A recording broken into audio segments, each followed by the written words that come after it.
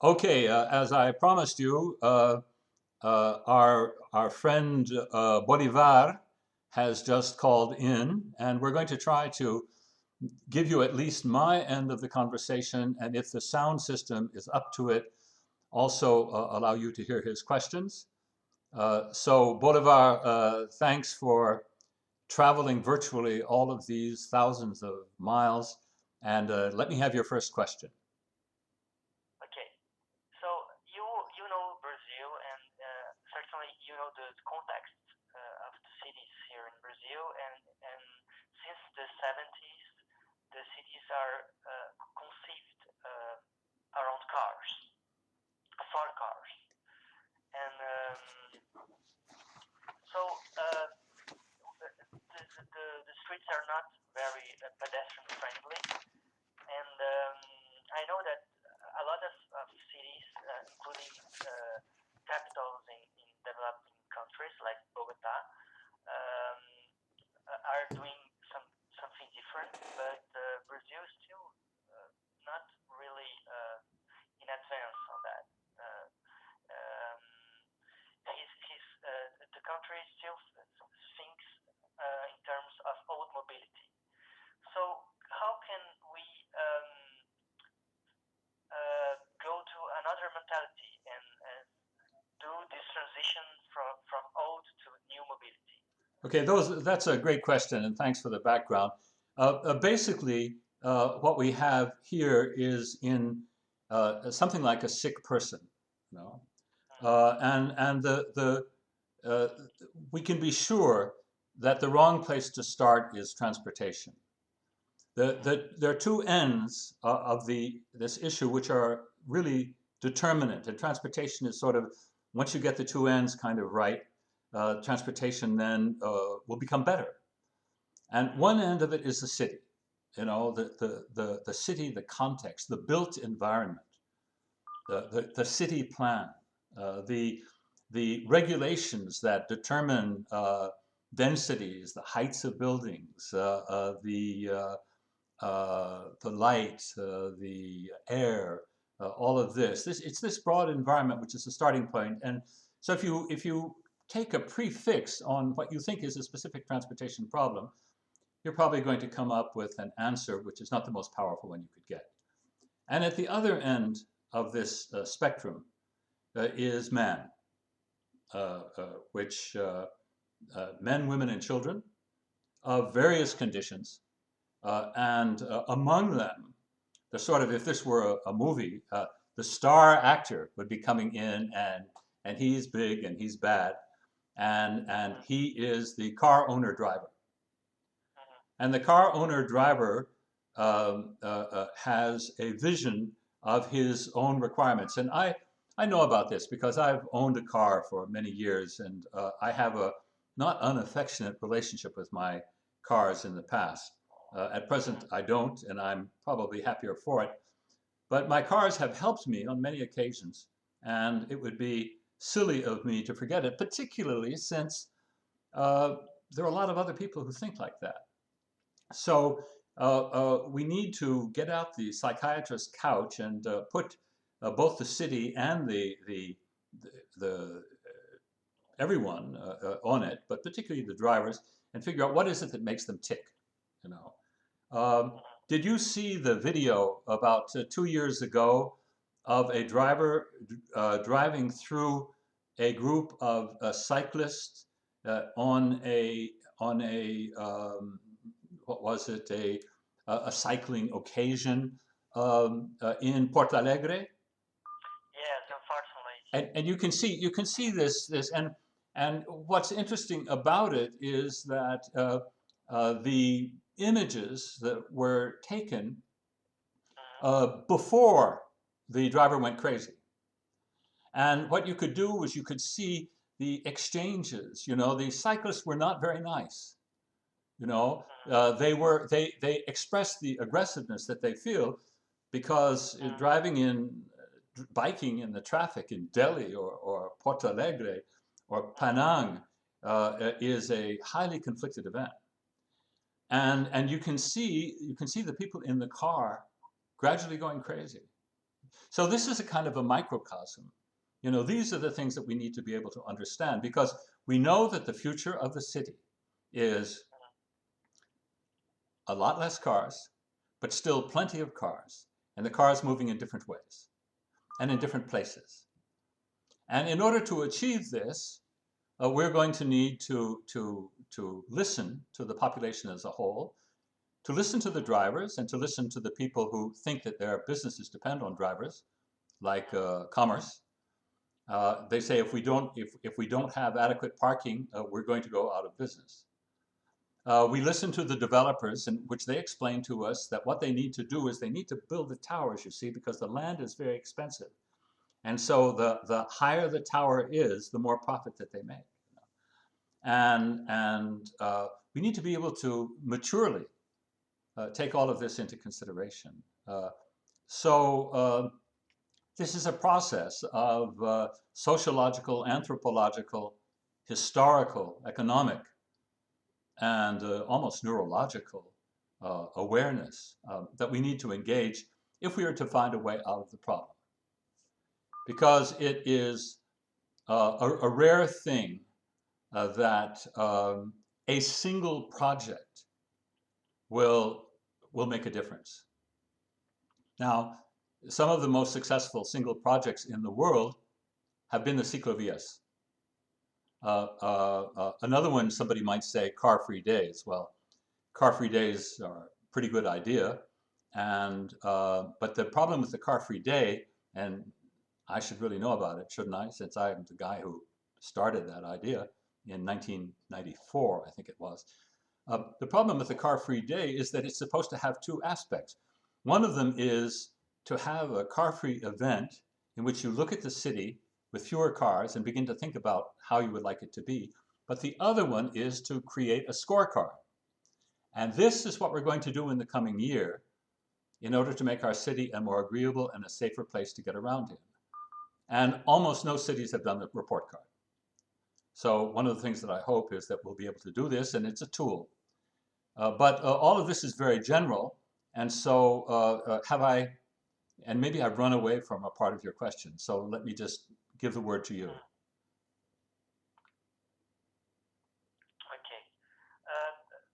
You said that we need to embrace the complexity of a city, not only the public transportation, but even in human experience.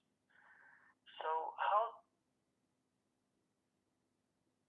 that the cities in the future gonna be, and how do you think the ideal city?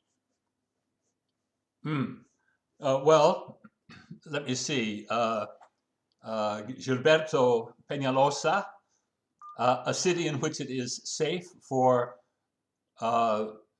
people from 8 to 80 to walk and cycle in. That seems like a pretty good idea for a city. But let's think about the reason why cities should be giving attention to what we call the new mobility agenda today. And one of them is that if they don't, they will lose in a competition which is very important for them and for their survival. And that is, in the 21st century, cities compete. So if Sao Paulo, the third ranking champion in automobile chaos, if Sao Paulo does not get its act together, then industry and young Brazilians are going to go to places in which they can have a better life. So the best of the brightest will leave. And so your city becomes poorer, and your city, which is an unpleasant place to live in, will not be a place in which international industry will want to come and set up factories or set up service groups. They just won't want to go there, because they know that their best employees will not follow. So the city itself must work from self-interest. It is in our self-interest to become a more beautiful, a more quiet, a more efficient, and a more economic place in which to live. So that's a part of it. The second is that the hundreds, really, but let's talk about dozens of ideas that represent particular building blocks for a new mobility agenda are almost all highly cost effective and lend themselves to being done with very little massive investments in terms of infrastructure and can be done in relatively short periods of time. Now, I've tried to explain this in the Sustainable Penang Toward a New Mobility Agenda report, which is just being completed. And if that can be useful to you, you may want to get yourself a glass of white wine and sit down and spend an hour with it. Okay, and can we say that today the cities that were conceived for cars are more unhappy? And can we find some studies that prove that people who live for cars are more unhappy than the pedestrian cities? Well, I myself, I'm not exactly a researcher. My field is public policy and strategies. But I follow the work of my colleagues in this field, and there certainly is a correlation between people who drive cars and their health. You know, as opposed to somebody who walks to work or walks a lot, or just somebody who bicycles a lot. And health is happiness. You know, in French, which you know and speak so beautifully, you know, they always say soon it's going to be the new year, and they say bonne année et avant tout bonne santé. And that is not stupid. And I, at the age of 75, for example, you know, I wake up every day and I say, you know, nothing hurts. You know, this will not last forever. But I'd like to thank someone up there for the fact that I can begin a day with my health. And but the difficulty is that there is a old Chinese saying which goes that an Arabic saying which goes that a man on a camel seeking a camel, a man riding a camel seeking a camel will never find the camel because he's on the camel. And so as a result of when the cars are not just transportation, but they're also transformation. And all you have to do is sit down and talk to anybody who, do you live in Sao Paulo? No, in Rio. In Rio. Okay, you talk to anyone in Rio who has a car and who lives 30 kilometers from the center. And you say, did you always live there? And they will say, no, I used to live in Rio. And why did you move out there? Well, I moved out there because I could have a much larger place for the kids to play and fresh air, and I thought it would be best for our family. And I said, but why did you do it then? He said, well, we got a car, and that permitted us to do it. So what happens is that transportation, if it was only just a car, it wouldn't be such a problem, but it's also everything that surrounds the organization of the family and his work and his life. So you have, and this is where we talk about systemic complexity. And if you do not have the intellectual curiosity to wander through the jungle of systemic complexity, then you're probably not going to get too far in developing a new mobility agenda for the city.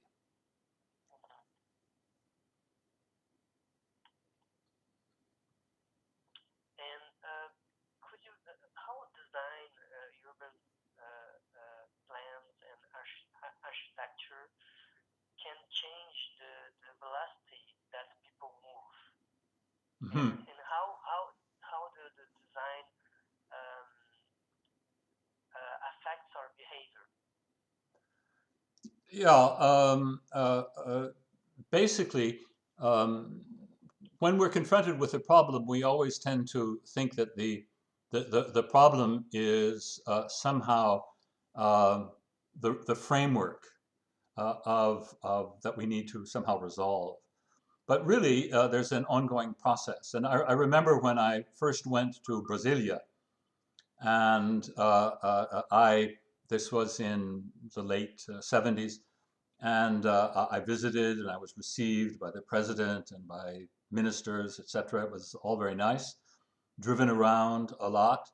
And I thought to myself what probably you would think about as well, and many other younger people. I was younger at the time. And I thought about what an awful place to live.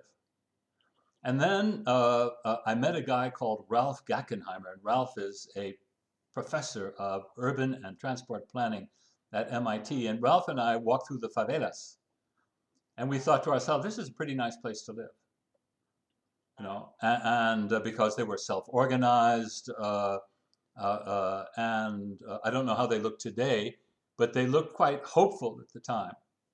Uh, the question is, I think, I'm a very lazy person, so what I always try to think of is what is the easiest way of solving this problem, or if I can't solve it, at least advancing it so that maybe at some later point I will be able to actually solve it. And what we've done in Penang and what I recommend in all cities is to see if you can find a certain number of relatively small things that will have little public resistance that you can do to begin to start to show the way. And to take, for example, the year of 2014, in the case of Penang, and we've identified about 40 different things that they could be looking at and possibly doing them.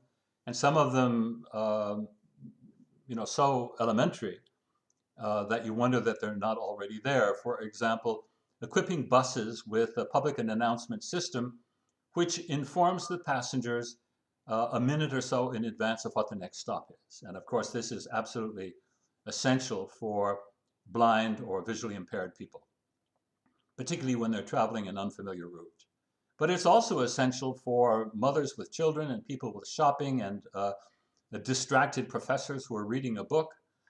By the way, I hope that today there are still professors reading books on buses in Brazil and not driving to work all by themselves. And so this thing, which doesn't cost very much money, makes one more small difference. And so you try to find a number of things that could make one more small difference. And then you begin to get some credibility. And this credibility will allow you to undertake larger challenges. Now, maybe this is the time in which we might want to shift the conversation, but I leave this up to you. And that is, instead of talking in more abstract terms, are you interested in talking about, are there any initiatives which could be carried out in the Brazilian cities that are hosting the World Cup or the Olympic Games in the coming months? Should we talk about that? Sure. What can we do? Concrete things here in large cities like São Paulo and Rio de Janeiro. Well, this is again an enormous opportunity. And what we can say is you would like to do something which will make the city a more efficient and agreeable place to get around in during the games, but that it will also, because you've thought about it, T-H-I-N-K, you've thought about it, and you want to create something that will be permanent within those cities. To follow the example of Barcelona, who essentially started to restructure a city that was suffering from deindustrialization, and they're not the only ones. So can the games be used to jumpstart not just something that will, as they did in London recently, you have police and you don't have any cars coming in and you have the buses, but then afterward everything goes back to normal. You don't want things to be normal ever again.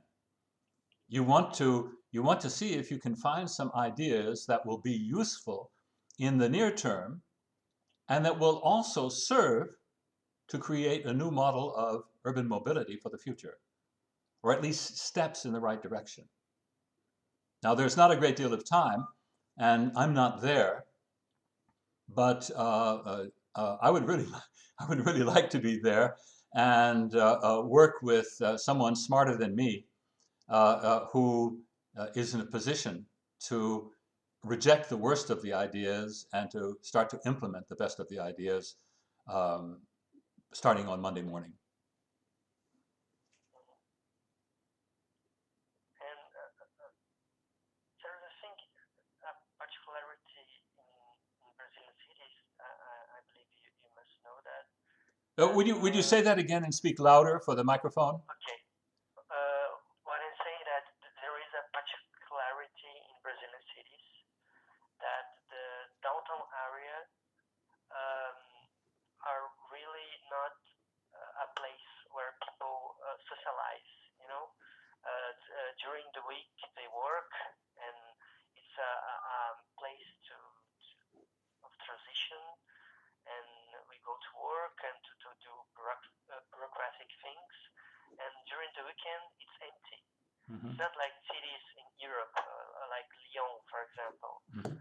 that have a downtown and everyone is there, and you have coffees and restaurants, and the downtown is the heart of the city.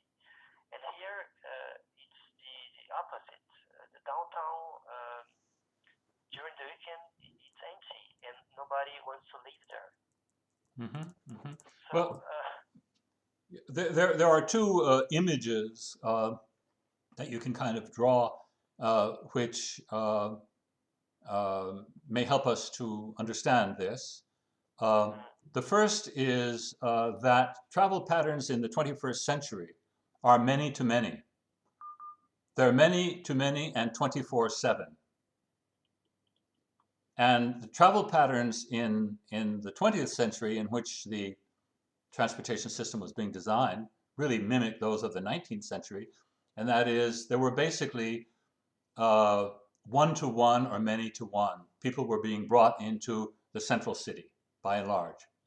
And if you wanted to go from one suburb to another, it was difficult unless you had a car and they did a ring road. But as we're seeing in Beijing, which has now just completed its 8th ring road and is contemplating the 9th, ring roads do not necessarily solve problems. What they do is they just simply up the ante, so it gets worse every time. Now, and the second image is that of the polycentric city. So basically, even cities like Paris or Amsterdam are, when you're actually, or Lyon, are actually, when you're there are really a series of cities of different size, and each of them has or could have its own agreeable urban core. So the goal of transportation and city policy should be to make these peripheral cities great places to be in, and places in which you can get around without necessarily using your car. And so the planning framework changes. It's no longer a city and its hinterland, but it's the polycentric cities, and each of them is a challenge in themselves. But they will also compete with each other, as we're seeing in Paris, for example. And one of those peripheral cities, say Le Bolivar Torres or Montrouge, will come up with a good idea. It doesn't take very long for the best of those ideas to appear in others of these competing cities. So it's been a long time since I've been in Rio, but I'm sure that if we got into a helicopter or looked through Google Earth, maybe that would be cheaper and more environmental, you would be able to explain to me the cities within the city. And so the goal of transportation policy is to work with mayors and local government in each of those cities to make them as complete as you can. And then what will happen eventually as the pressure comes off, because even though a great deal of destruction has been carried out by previous governments of the traditional cities. I would imagine that in most parts of Brazil today, the traditional city still is there. It's just very small and rather dilapidated. So the question is uh, how to bring it back to life. And this is, again, a very exciting challenge. And it's not only a transportation challenge, it's really a city challenge. And it's not only city planning, but it is also has a great deal to do with our relationships with each other and our relationship with government. And the wild card that we have is civil society. And government has to learn how to work with civil society, and civil society, the environmental groups, the transportation groups, the bike groups, the pedestrian groups, the taxpayers groups, have to learn to work with and guide government. And we're really early on in this process. Okay. Thank you very much for the interview and for your answers. And good luck to you here in France. Good. Thanks. And if you wish, because I speak very fast and I am sometimes very abstract, if you have any questions, please don't hesitate to get in touch with me, and I can try to Sure, clarify. sure. No, I will do that. And where can I find it on YouTube the interview? I'm going to send you the reference as soon as I upload it. Okay? Okay, thank you. Okay. Listen, a big hug. Take care of yourself, and we'll be talking. Perfect. Thank you. Goodbye.